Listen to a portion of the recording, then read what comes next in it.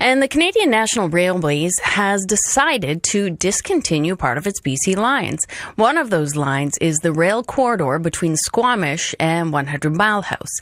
Some want to see the line returned to BC Rail and restored to passenger rail. Our next guest is one of those people.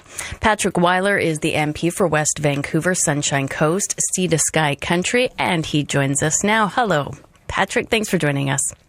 Good afternoon, Amy. Thanks for having me on the show. Of course. So for those that might be unfamiliar with the region, describe the route between Squamish and 100 Mile House. Yeah, so the region north of Squamish, part of the Sea to Sky region, and the Squamish-Lilwat Regional District. It's coastal, goes into river and then into mountainous areas. People will probably recognize places like Whistler along the way, Pemberton, Mount Currie, all the way up to 100 Mile House. So what modes of transportation are available for somebody currently who wants to travel through that region? So the Sea to Sky Highway used to be the most dangerous highway in the entire province. The highway was, of course, upgraded for the 2010 Olympic Games. And since then, actually, we've seen an incredible growth in the region, about 60% growth in that Sea to Sky region. So from Squamish all the way to Pemberton. So that highway's at capacity. North of that, you have the Duffy Lake Road, which is needs some improvements, to put it one way, and that's the way that people get around. But I would say that Highway 99 is very much at capacity.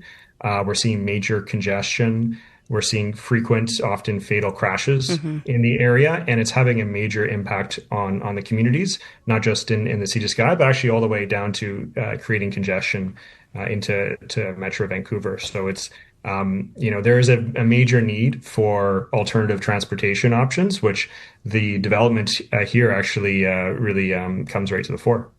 So CN announced a route closure through this corridor, and you want to see it return to passenger rail. So make your case. Why is this the best avenue to pursue? Well, this area did have passenger rail in the past until 23 years ago. We had passenger rail in the area, so it's been done. The infrastructure is built; it's there, and I'd say the growth of the region really justifies it right now, and that would have a huge impact on whether that's people commuting, tourists being able to visit, and otherwise. With this news of CN deciding that they want to discontinue the operations, it gives a year period for people to come forward with ideas on how to do that. I know I've already received a tremendous amount of interest from mayors, from academics that know how have ideas of how to do it, and other orders of government.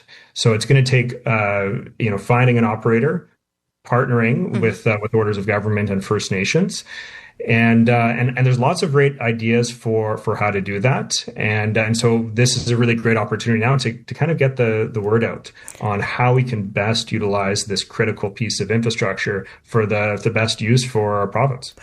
And then what needs to happen to make passenger rail in the Sea to Sky a reality? What steps do we need to go through now? So a formal process now is underway where in a year from now, folks or an operator that wants to buy or lease it will be able to come forward and make that case.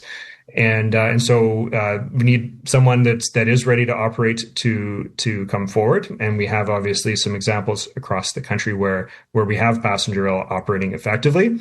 If you're wanting to go from Vancouver to all the way to 100 Mile House, or maybe even just to Whistler, you would have to coexist with the freight that's already operating there. From Vancouver to Squamish, there is freight that is utilized to get to the Squamish terminals for shipping. And you'll need to show how the business case will work. Because in the past, the routing for Vancouver to Whistler took about 3 to 4 hours. So I think it would need to be done faster than that to be competitive with the other the highway transportation. But there's lots of ways to do that, and this is an opportunity for people to come forward with those ideas. Now, Patrick, the provincial government has promised regional transit in the Sea to Sky region. So what progress have you seen on that up to this point? Yeah, so I'd say these two things need to be considered separately. We urgently need to have regional bus transit in the Sea to Sky. Ever since Greyhound shut down their operations in 2018, there's been a major need for this, and the population has exploded since then. And the BC NDP and the BC Green Party, as part of their supply and confidence agreement, agreed to bring that in by the end of this year. So the region's been studied to death about what exactly needs to be done. We just really need to see some action right now. And I know I've seen from talking to my counterpart, MLA Jeremy Valeriot, that there is some progress being made, but we really need to see that, so that we have that in the short term, while we think kind of medium to long term about what this railway could really represent. And I'll just mention that in the last election campaign, the BC NDP had in their election platform that they were going to investigate the business case for passenger rail in this corridor. So they're already thinking of that. And this is another reminder of why we need to move forward on that. Patrick, really appreciate you taking time with us today. Thank you. Thanks so much, Amy. Okay, take care.